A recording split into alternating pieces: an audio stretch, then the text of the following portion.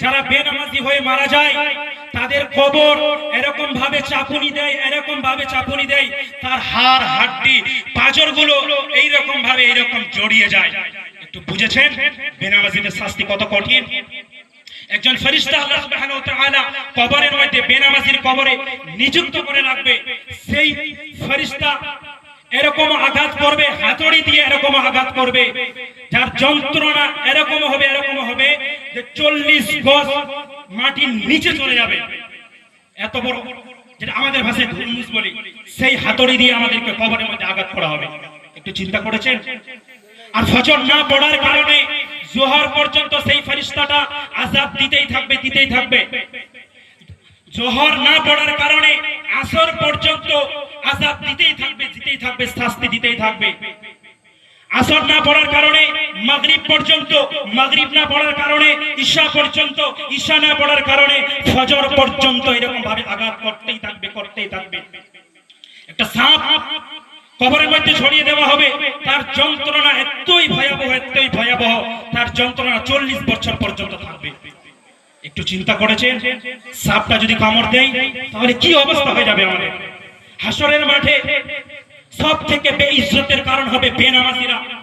বেনামাজিদেরকে বলা হবে, মানে সকল মানুষকে আল্লাহ তাআলা বলবে আমাকে সাজদা দাও।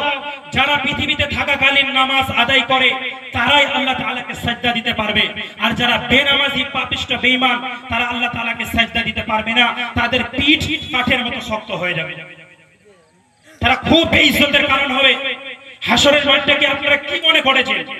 বহু মানুষ বলেন মারা যাবার পর যা হবে দেখে নেব। কি দেখে নেবে?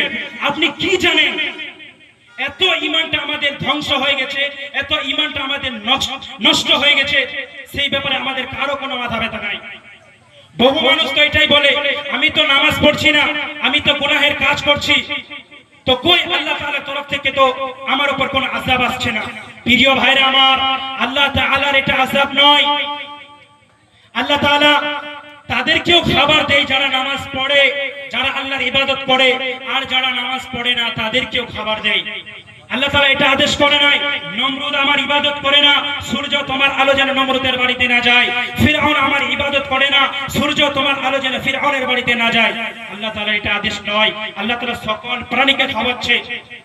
প্রিয় ভাইরা আমার, আল্লাহ তাআলার আযাব হচ্ছে এটাই যে আল্লাহ তাআলা নামাজের তৌফিকটা ছিনিয়ে নেয় তার কাছ থেকে।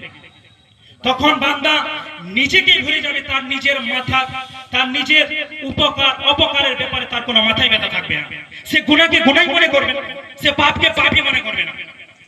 যাদের হৃদয়টা একদম কুচকুচে কালো হয়ে গেছে, তারা গুনাহকে গুনাহ মনে করে না, তারা পাপকে পাপ মনে করে না। নামাজে তো আসতেই চায় না। নামাজের কথা যদি বলি আসতেই চায় না কেন? কারণ হচ্ছে এটাই, তাদের হৃদয়টা একদম কুচকুচে কালো হয়ে গেছে, আল্লাহ তাআলার ভয় তাদের অন্তর থেকে উঠে গেছে।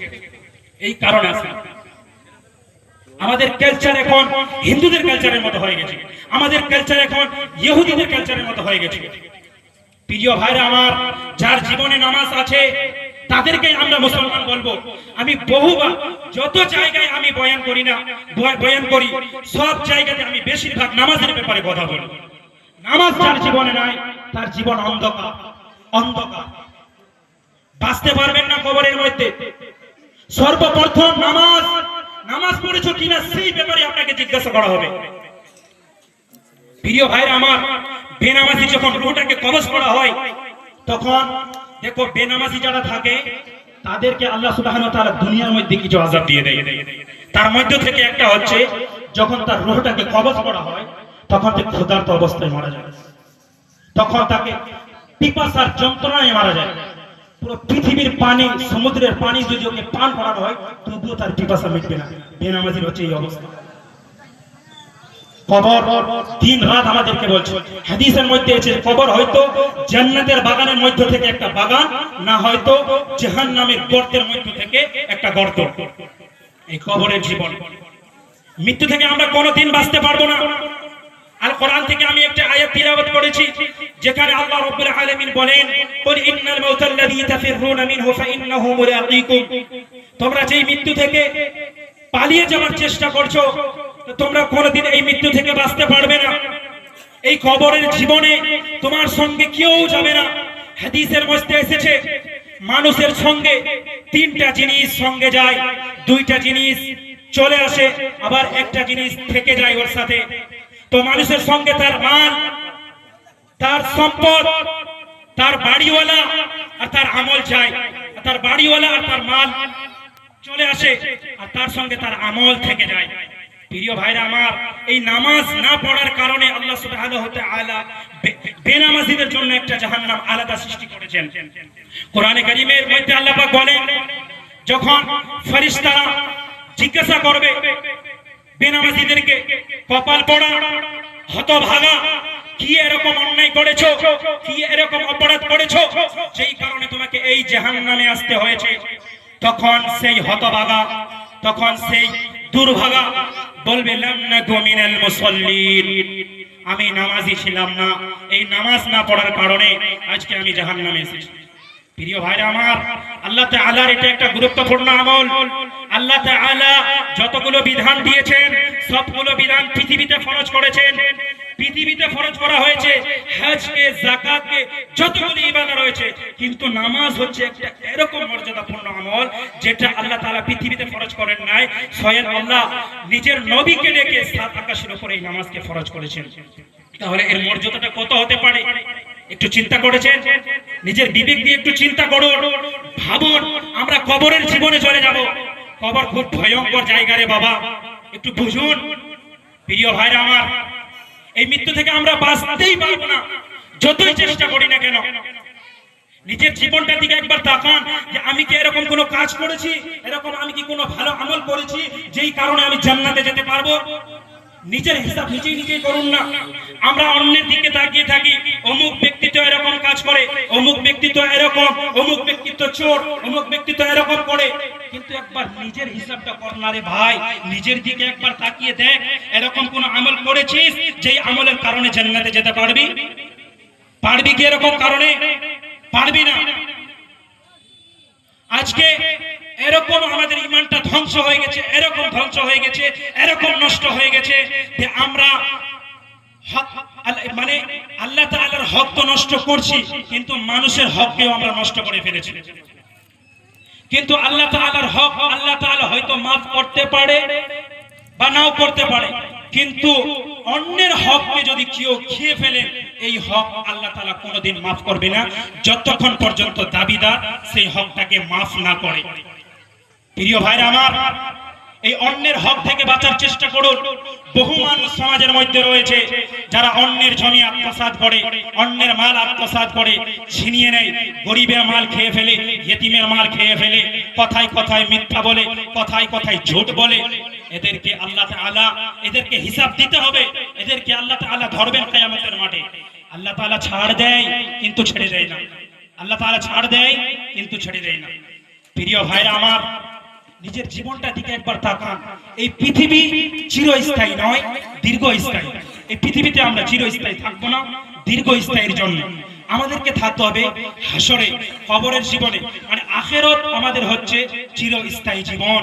প্রিয় ভাইরা আমার, একটু বুঝুন, চেষ্টা করুন, কোরআন পড়ার চেষ্টা করুন, নামাজের দিকে আসুন, নামাজের দিকে আসুন। আল্লাহর সাথে সম্পর্ক হয় নামাজ দিয়ে। এই আমরা নামাজ না পড়ার কারণে আজকে এরকম হয়ে গেছে, গাফিল হয়ে গেছি। কেন? আমাদের মাঝে শিক্ষা, দিন শিক্ষাটা উঠে গেছে। এই দিন শিক্ষা না থাকার কারণে আজকে এরকম অবস্থা। আমাদের সন্তানদেরকে দেখছেন না কিরকম অবস্থা হয়ে গেছে এদের? শুনতেই চাই না দিনের কথা। কেন? বাপগুলো ভুল করে দিয়েছে। যারা বাবা তারাই ভুল করেছে।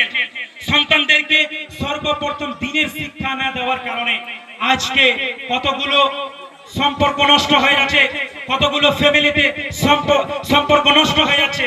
তার কারণ হচ্ছে এটাই যে দিনের কালচার নাই, ইসলামের কালচার নাই, ইহুদি খ্রিস্টানদের কালচার হয়ে গেছে। এখন মা বোনেরা সিরিয়ালে লিপ্ত হয়ে গেছে। সিরিয়ালের দৃশ্যগুলি দেখে তারা ফয়সালা করে, তারা ওরকম আচরণ করে।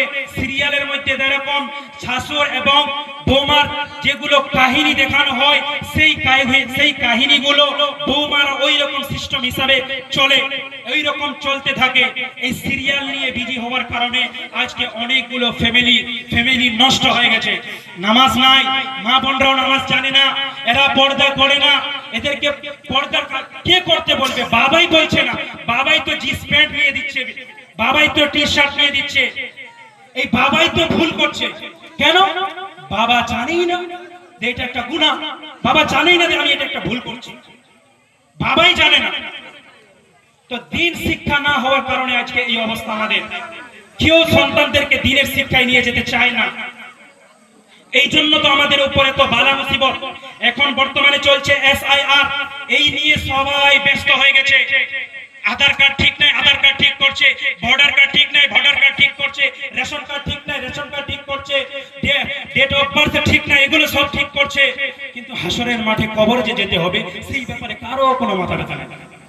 আমাদেরকে কি করবে? হয়তো বাংলাদেশ পাঠিয়ে দিবে, না হয় পাকিস্তান পাঠিয়ে দিবে, এটাই তো হতে পারে। আরে আল্লাহর উপর ভরসা করো, যা হবে আমরা দেখে নেব, যা হবে আমরা দেখে নেব, আল্লাহর উপর ভরসা করো। তো এই সামান্য SIR নিয়ে মানুষ এত চিন্তিত, NRC নিয়ে মানুষ এত চিন্তিত, কিন্তু কবরের জীবনে যেতে হবে, এটা যে বাস্তব, যেতেই হবে, কোনো ছাড় নেই, সেই ব্যাপারে কোনো মাথা ব্যথা নেই, কোনো টেনশন নাই। কাশ যদি এটা হতো, যে মুসলমান যদি এরকম চিন্তায় থাকতো। এখন যাদের জেরক্স মেশিন আছে দেখুন তাদের দোকানে কতগুলো ভিড়, কতগুলো জ্যাম। প্রিয় ভাইরা আমার, একটু বোঝার চেষ্টা করুন, দিনের দিকে আসুন। আপনি গুনাহ করেন, কোনো অসুবিধা নাই, আল্লাহ তাআলা গফুরুর রহিম, ক্ষমা করে দিবেন। প্রিয় ভাইরা আমার, দিনের দিকে আসুন। আল্লাহ সুবহানাহু ওয়া তাআলা আমাদেরকে বেশি বেশি বলার চাইতে আমল করার তৌফিক দান করুন। ওয়া আখিরু দাওয়ানা আলহামদুলিল্লাহ।